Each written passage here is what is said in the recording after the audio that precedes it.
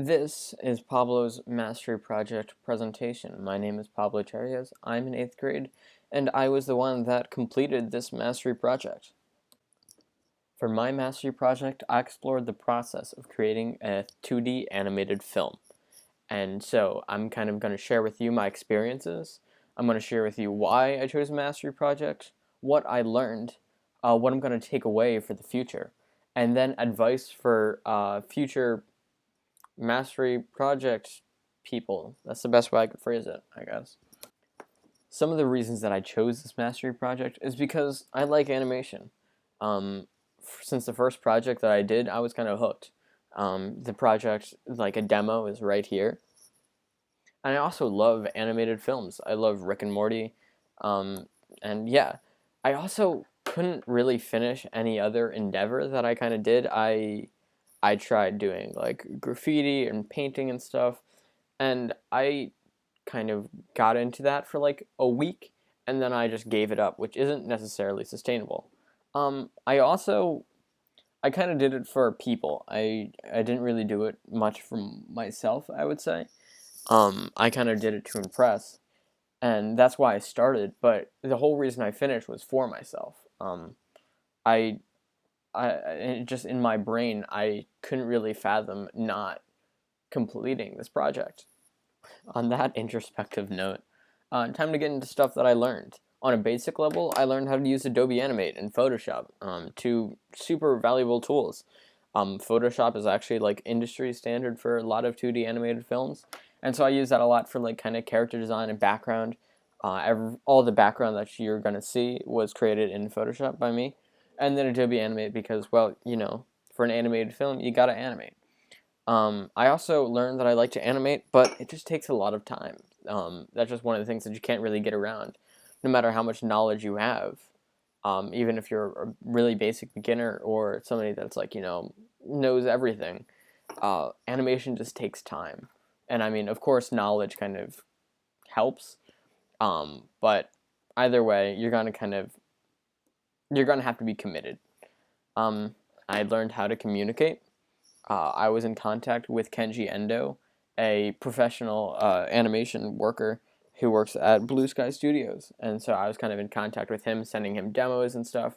He would give me feedback, which was awesome. And also, Kenji, he's an alum to the school. And he kind of did a mastery project when he was in middle school.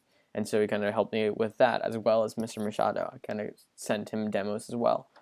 I learned what it takes to create an animated film, like the entire process, from story to like a storyboard to actual animating, and then presenting to all of you guys. And yeah, and it's really something that I can't really stress enough, at least for animation, is that it's never really done. The like story wise, you can always add on things. If you take a look at my storyboard from when I first completed it to what it is now, there you go see a lot of changes, and those are all like kind of random late night sticky notes that I kind of put up, kind of randomly, because I thought that those would improve the story. And here is the final product, right here.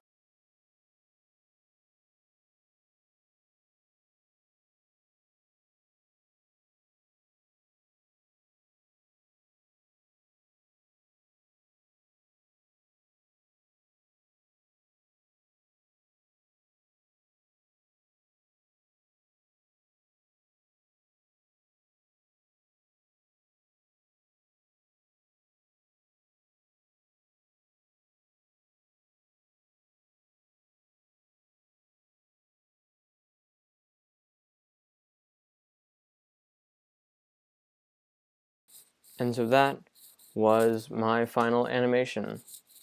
The accumulation of a lot of work and a lot of long nights. So of course, with a project as big as this, there's gonna be takeaways. Some of my takeaways that I got is a better understanding of like animation, like storyboards, ideas.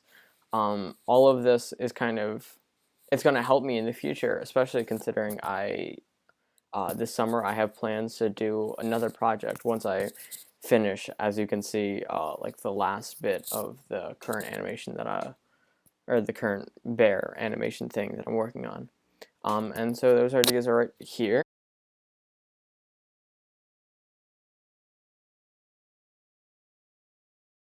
And also, I kind of learned how to regulate a self-project. As I was talking about, this is the first self-project that I've done that has lasted more than a week, and this lasted a lot longer than a week. This lasted probably around 3 months of work almost every single day.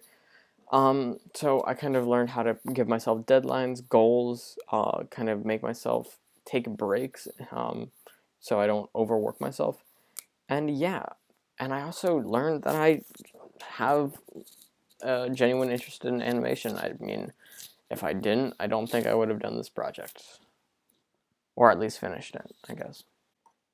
And finally, advice. Some advice that I give anyone doing a mastery project is make sure that you have someone to keep you on track. For me, I can't really trust myself with kind of deadlines, and so I make sure that I tell people what my deadlines are so they can hold me accountable.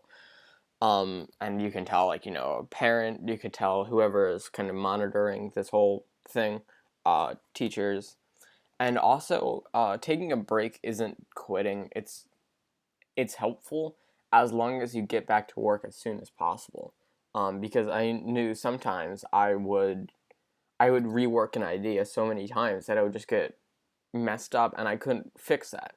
If I just took a break, like in between when I was getting frustrated, I would have come back to that specific idea or whatever with new eyes. That's it. Stay cool. Bye.